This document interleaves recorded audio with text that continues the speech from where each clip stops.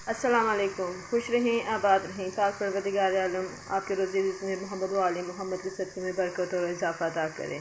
आज जो मैं रेसिपी आपसे शेयर करने रही हूँ है चिकन आलू बनाने के लिए यहाँ पे मैंने मसाला भूनने के लिए रखा हुआ है, जिसमें मैंने अदरक, लहसुन, प्याज, टमाटर इनको थोड़ा फ्राई किया। उसके बाद मैंने इनको ग्राइंड कर लिया और अब मैं नमक, मिर्च और हल्दी पाउडर शामिल करके इसको भून रही हूँ। मसाला देखें तकरीबन तैयार होने वाला है, ऑयल अलग हो रहा है, तो इसमें मैं आलू और चिकन डाल दूँगी। मसाला देखिए तैयार हो गया है। चिकन और आलू दोनों को एक साथ मैं इसमें शामिल करने लगी हूँ ताकि दोनों ही एक साथ भून जाएं, क्योंकि आलू छोटे छोटे मैंने क्यूब्स में काटे हैं, ज़्यादा बड़े नहीं काटे। तो दोनों ही जब गलने के लिए पानी हम शामिल करना चाहेंगे तो इसमें करेंगे, वैसे हम ज़्यादा पानी शामिल नहीं करेंगे। दरमियाना पानी बस रखना है कि बस हल्का सा शोरबा ग्रेवी टाइप का जो है ना वो बन जाए।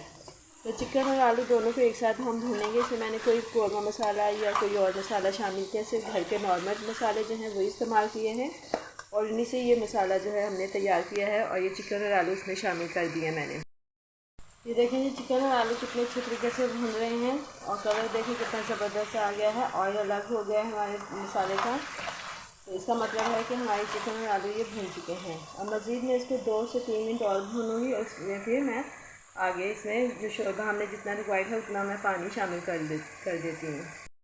ये देखिए गाइस, अब हमारी जो मसाला है वो बिल्कुल अच्छे तरीके से चिकन और आलू भून चुके हैं, ऑयल अलग हो चुका है। अब मैं इसमें पानी शामिल कर रही हूँ। पानी इतना शामिल कर लें कि आलू चिकन खूब अच्छे तरीके से गल जाएँ और आपने जितना शोरबा रखना है, ग्रेवी रखनी है, आप उतना उसको रख सकते हैं। इसमें मैं 1 गिलास पानी और शामिल करूँगी कि ये पानी अभी थोड़ा कम है। ये देखें, ये देखिए जी, अब हमारी हंडिया जो है तैयार हो गई है। शोरबा देखें, हमने सिर्फ इतना ही रखना है, ज़्यादा हमने पक्का शोरबा नहीं रखना। और इस दौरान में अब मैं यहाँ पे आखिर में मैंने इसमें ये हरी मिर्चें शामिल कर दी हैं, 4 से 5 अदद, और साथ ही ये मैं यहाँ पे हरा धनिया भी शामिल कर रही हूँ। तो यकीनन आपको ये मेरी रेसिपी पसंद आएगी। रेसिपी पसंद आए तो लाइक करें, शेयर करें और अब आइंदा आने वाली वीडियो तक के लिए मुझे इजाज़त दीजिए। खुदा हाफिज़।